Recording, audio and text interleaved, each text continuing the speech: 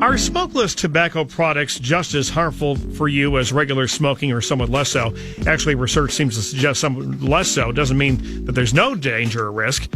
So if the latter, wouldn't it make sense to encourage regular smokers to transition to smokeless tobacco if they've been unsuccessful with stopping their smoking cold turkey, or using some other strategy like, chewing a nicotine gum or lozenge or something?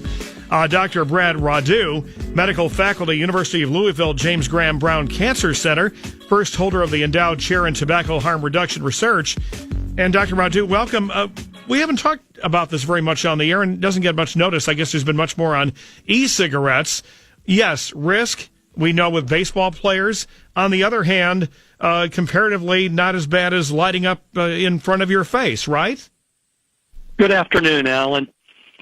You're exactly right. It's the smoke that delivers all of the toxins in the cigarette that cause cancer, heart attacks and strokes, emphysema. Eliminate the smoke, and you eliminate almost all of the risk of using tobacco. So e-cigarettes eliminate smoke, and so do smokeless tobacco products.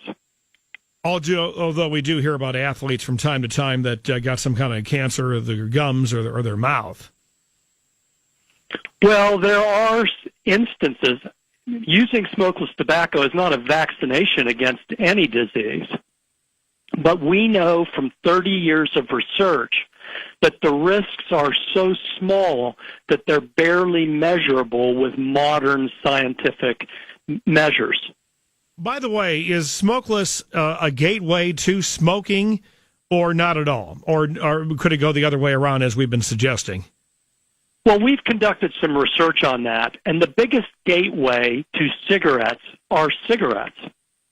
In essence, very few smokers start by using other products.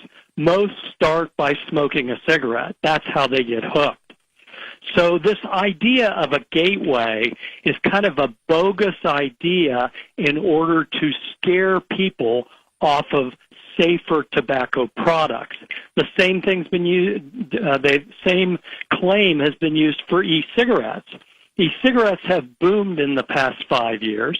Kids are using them at higher rates, but the overall data shows that smoking rates among children are declining at a very steep rate. But by the way, from your research, e-cigarettes versus smokeless tobacco, not that anything is good, but which one would you say is comparatively more dangerous or detrimental?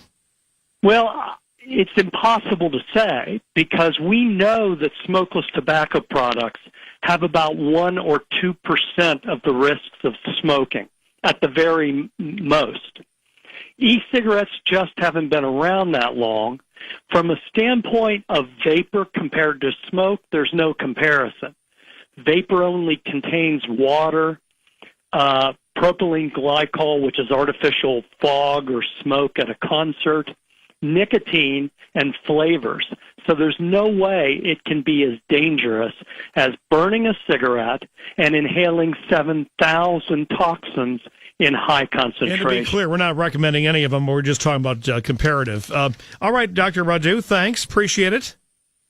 I appreciate the time.